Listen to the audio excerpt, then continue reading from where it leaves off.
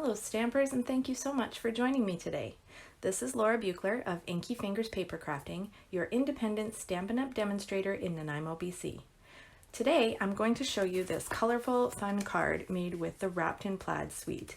Now I cased this layout from Tracy Jacobs of Stampin' Fun with Tracy, and on her card she made it with the Christmas gleaming paper, which is absolutely gorgeous, and I'm going to use the Wrapped in Plaid paper. I'll also be using the Perfectly Plaid bundle, as well as a sentiment stamp from this stamp set, The Greatest Part of Christmas. Now this is a stamp set that is exclusive for hostesses, so you can only earn it if you host a qualifying party of $200 or more during the holiday catalog season. Now this is a really fun time of year to host a party, as Christmas card making is such a great activity to share with your friends, families, and neighbors. So if you're interested in hosting a party, drop me a line and we'll start planning, and then you can choose this stamp set or any other product you'd like for free. So the measurements for this card are as follows. We've got our card base, which as usual is 5.5 by 8.5 inches.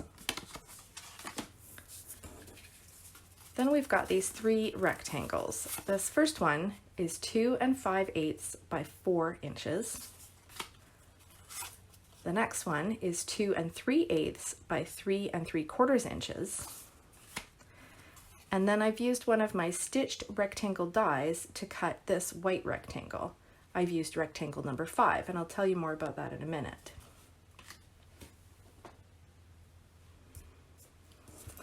I've also got a piece of designer series paper that is cut to 3 3/4 by 3.5 inches, and then a frame for that is 4 inches by 3 3/4 inches,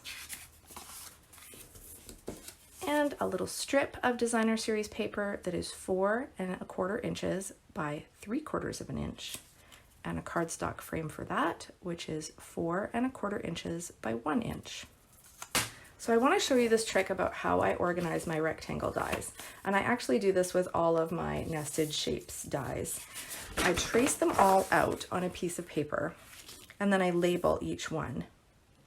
So that way, if I use a certain rectangle for a project, I can note in my building notes that I used rectangle 5, and then I can always find which one is rectangle 5 if I want to recreate that project.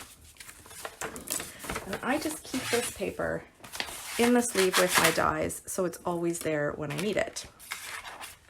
I do the same thing with my layering squares and my layering circles dies, and I also note on the paper, let's see, this is all the scalloped squares and this is all the straight edge squares, so I've noted which square goes with which.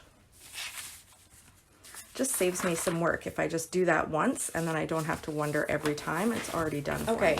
Enough about organization. Let's make this card.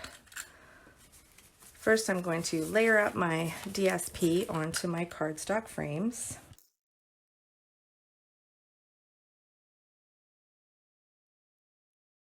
With a piece of scrap white paper, I'm going to stamp my tree in shaded spruce ink and the trunk in soft suede ink.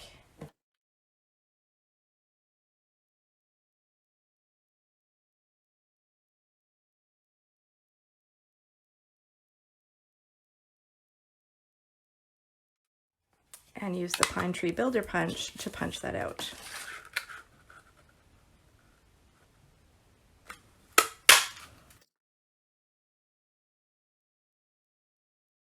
I'm also going to use the Twinkle Builder Punch from the annual catalog to punch out a gold star from gold foil paper. And that's going to go on top of the tree.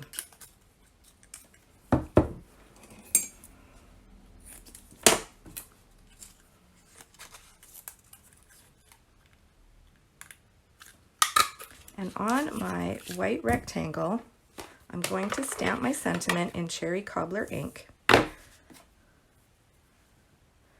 as I said, I'm using a sentiment from The Greatest Part of Christmas stamp set, which has a whole awesome collection full of different Christmas sentiments. And I'm using this one that says, "Thinking of you at Christmas time."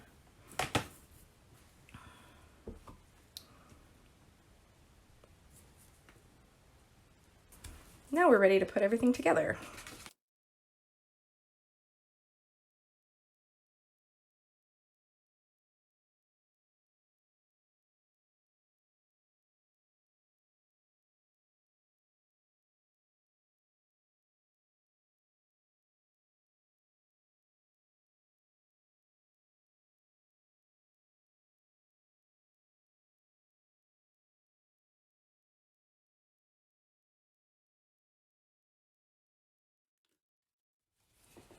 And there's the finished card.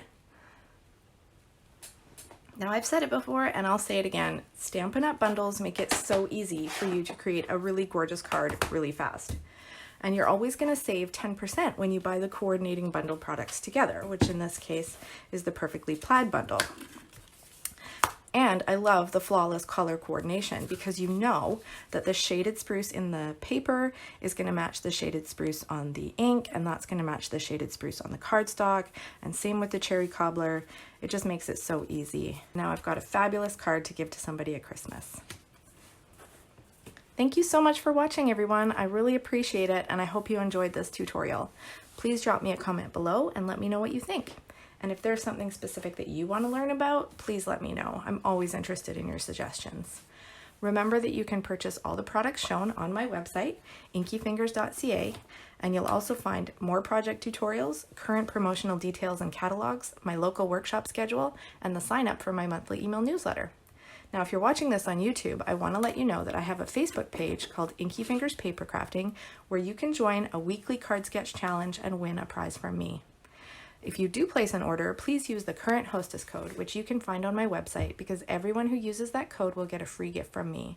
And if you'd like to earn your own Hostess rewards, maybe this free stamp set, all you need to do is place an order of over $200, or you can contact me and we'll start planning your own online or in-home party.